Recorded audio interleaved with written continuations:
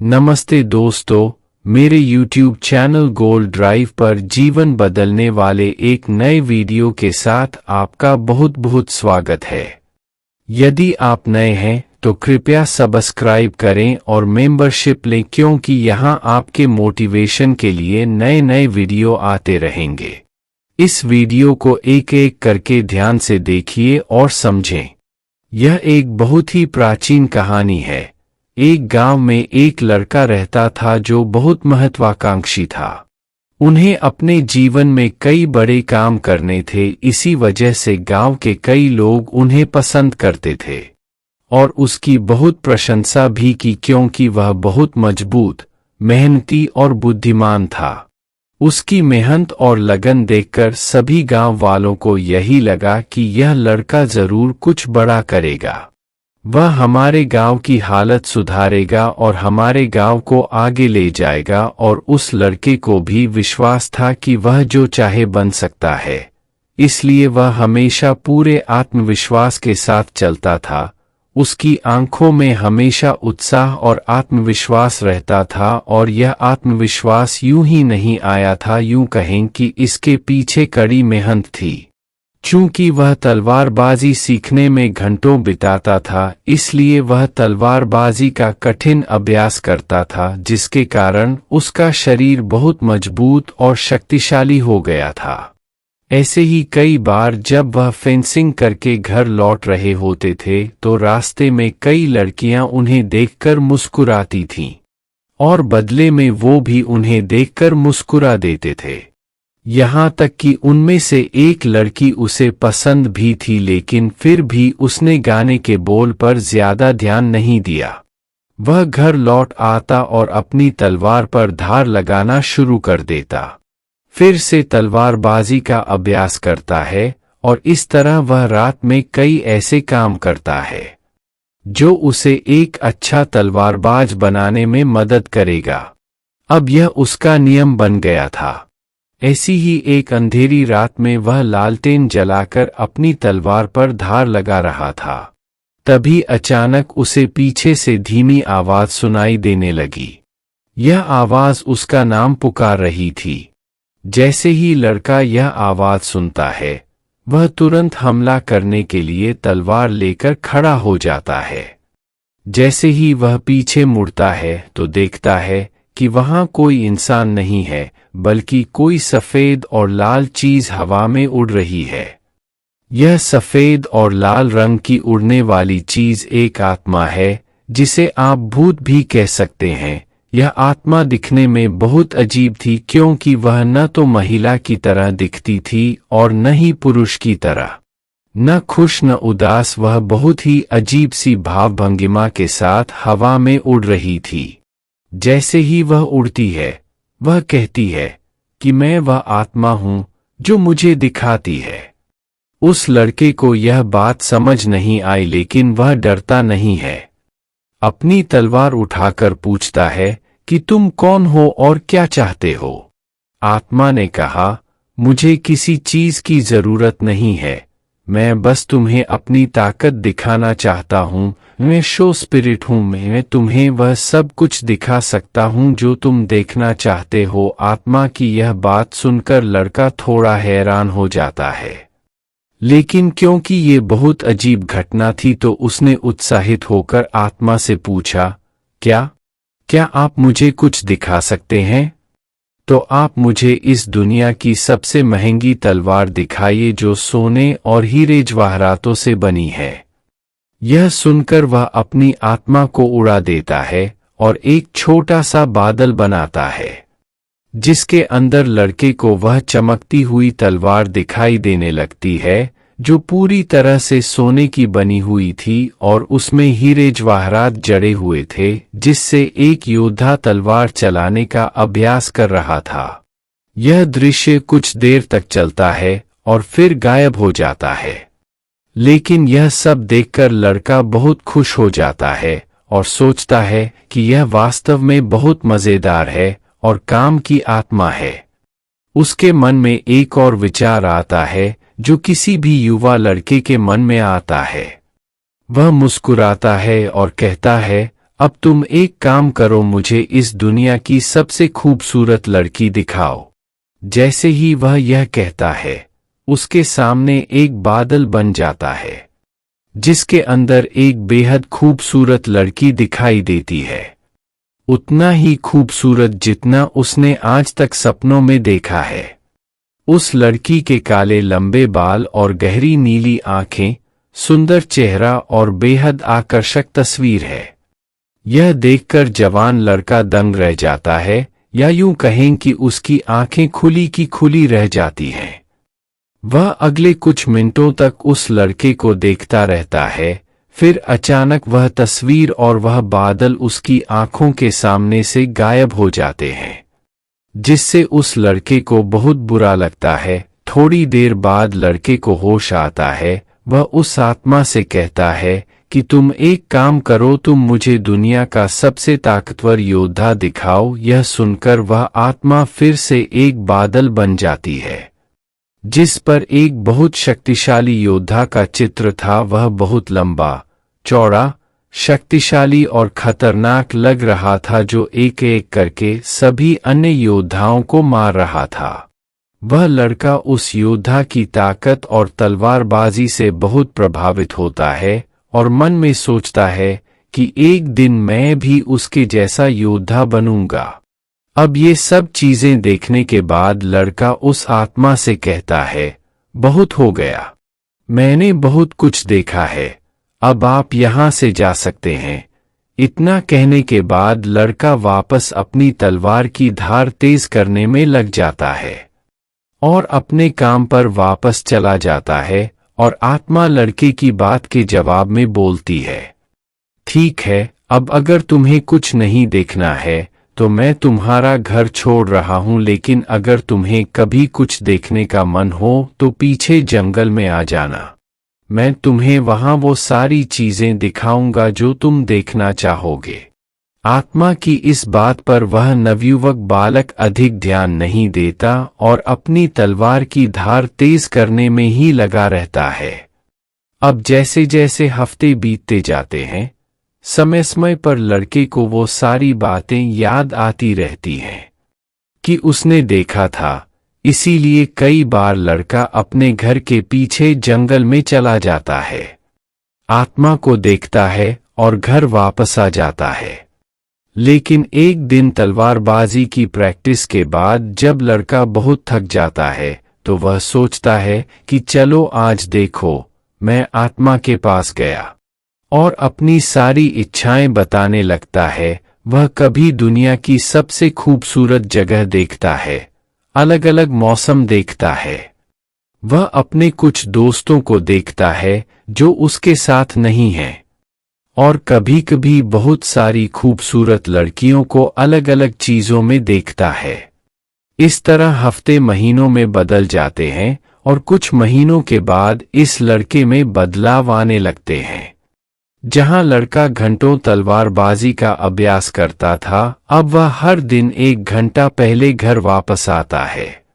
कुछ दिनों बाद उसने उस आत्मा को अपने घर भी बुलाया, जिसके बाद वह जब चाहे तब आराम से चीजों को देख सकता था। पहले चीजें 1 घंटे पहले हुई, फिर धीरे धीरे वह लड़का इतना निश्चिंत हो गया कि वह 2 घंटे पहले आने लगा तो 3 घंटे पहले। कई बार वह जल्दी घर आ जाता और आत्मा से बात करता, मुझे दिखाओ कि अच्छे योद्धा कैसे लड़ते हैं।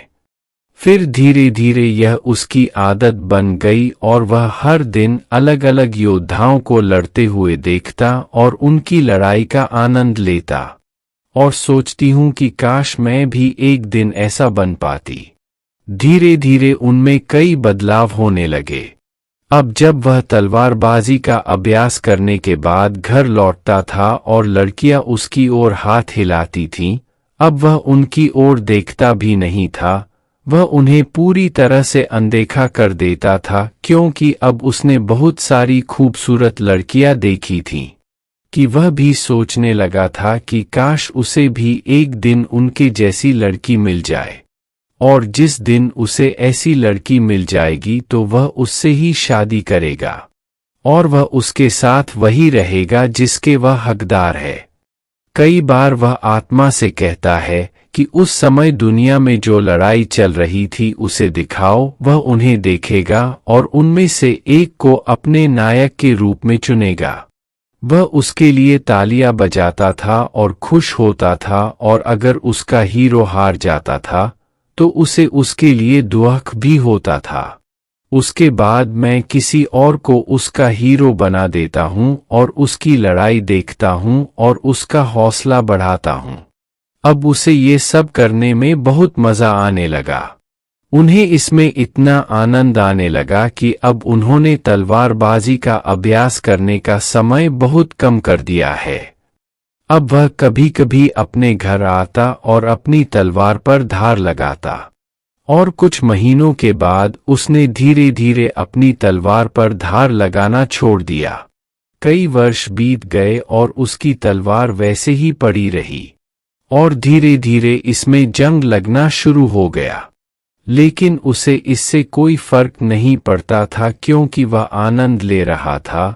वह जब चाहे कुछ भी देख सकता था और खुश हो सकता था, क्योंकि जैसे जैसे समय बीतता गया ऐसा नहीं था कि यह सिर्फ मनोरंजन था। अब धीरे धीरे उसे अन्य महान योद्धाओं से ईर्ष्या होने लगी, क्योंकि वह उन्हें देखता है और स्वयं को देखता है।